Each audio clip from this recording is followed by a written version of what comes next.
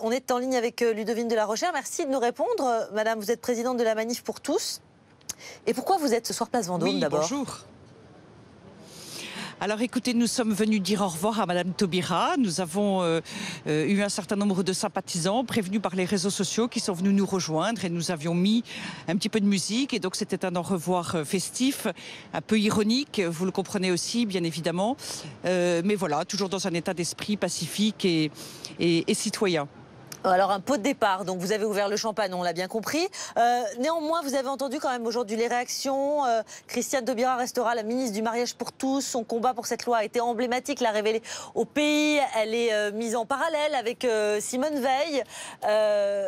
Vous entendez ça quand même ?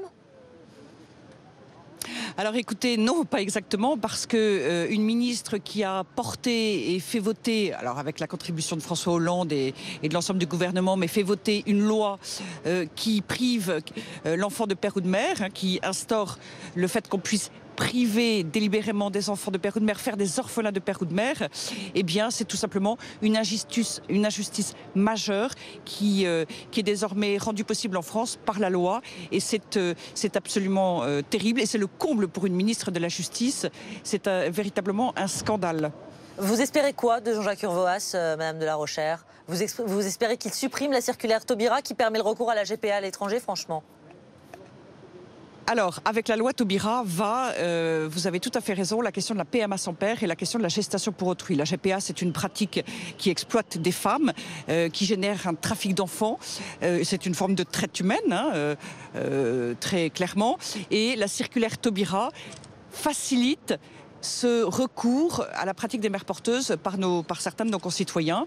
Et elle est tout à fait scandaleuse, encore une fois, puisqu'elle ouvre les vannes d'une nouvelle forme d'esclavage, que Madame Taubira n'ait pas voulu le voir, est stupéfiant, puisqu'elle était très attentive à ces questions. Vous ne lâcherez pas et vous en appellerez à Jean-Jacques Urvoas? Vous allez le solliciter sur ce dossier? Alors, tout à fait. Et la raison étant précise que Manuel Valls s'était engagé à agir contre la gestation pour autrui, qu'il a très fermement condamné, eh bien qu'il mette ses paroles en acte et qu'il commence par supprimer la circulaire Taubira, qui est tout simplement une aberration pour les femmes et pour les enfants. Merci Ludovine de la Rochère de nous avoir répondu ce soir en direct.